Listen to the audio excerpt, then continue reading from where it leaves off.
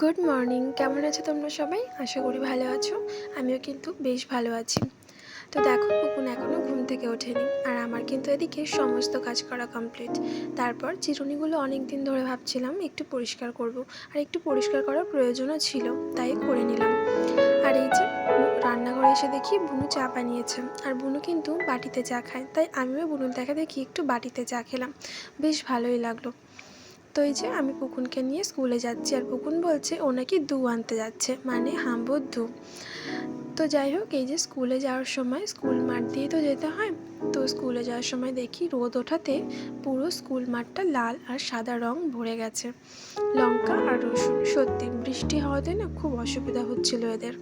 তারপর বাচ্চাদের স্কুলে যে খিচুড়ি আর ডিম সিদ্ধ দেয়, তো সেগুলোই আমি, বুনু আর পুকুন তিনজনা মিলে খেয়ে নিয়েছি। তারপরে এই যে পুকুনকে ধরে বেঁধে একটু ফলের রস খাওয়াতে হয়। আর এটা আমার একটা ভাসুরের ছেলে, ও তোমাদেরকে ওর ছোট্ট গাড়িটা দেখাচ্ছিল। বাচ্চাদের কত সরল মন, তাই না? আমি বলেছি একটু হাই করতে, তোমাদের সাথে ওই গাড়িটা শেয়ার করছিল।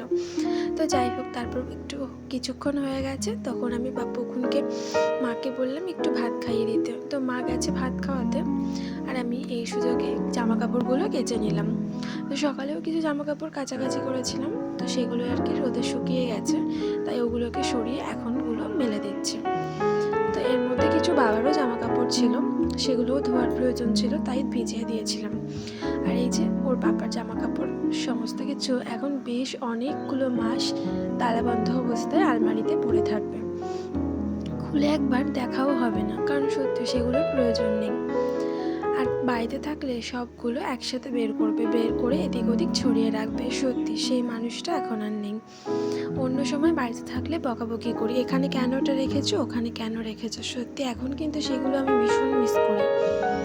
তো যাই হোক, শুকনোগুলো জামা কাপড় নিয়ে এসে যেখানকারটা সেখানে রেখে দিলাম গুছিয়ে। আর এই যে এই প্যান্টটার মধ্যে ছিল বালি, সেটাকেই আর কি ঝেড়ে আসলাম, কারণ এখানে তো গঙ্গা আছে। বর গেছিল গঙ্গায় মাছ ধরতে। আমার বর কিন্তু মাছ ধরতে ভীষণ ভালোবাসে, আর মাছ ধরতে কিন্তু ও পটুও আছে, মুখ দিয়ে বলে গেলে মাছ নিয়েই বাড়ি আসে। তো যাই হোক, এই যে পুকুনে জামা জুতোগুলো এদিক ওদিক ছড়িয়েছিল, আর ড্রেসিং টেবিলের এই নিচের তাকগুলো একদম নিচে হওয়ার কারণে পুকুনের হাতের নাগালে পায়, তো ওর ছড়িয়ে ছিটিয়ে রাখতে সুবিধা হয়, তাই এগুলোতে আমি জুতোই রাখি, যাতে ছড়ালে আমার গোছাতে সময় না লাগে।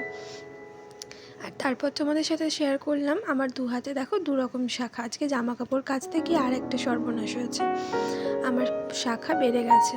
তো শাখা ছাড়া তো আমি থাকি না, ভালোও লাগছিল না, আর শাখা পলা দুটোই বেড়ে গেছিলো, তাই আজকে একটু সোনার শাখাটা পরলাম।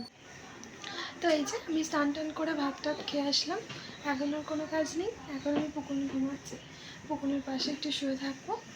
তো আজকের ভিডিওটা আমার এই পর্যন্ত। তোমরা সবাই খুব ভালো থেকো, আর আমার ভিডিও যদি কারোর একটু ভালো লেগে থাকে তাহলে অবশ্যই লাইক কমেন্ট করো, আর আমার চ্যানেলটা সাবস্ক্রাইব করতে একদম ভুলো না।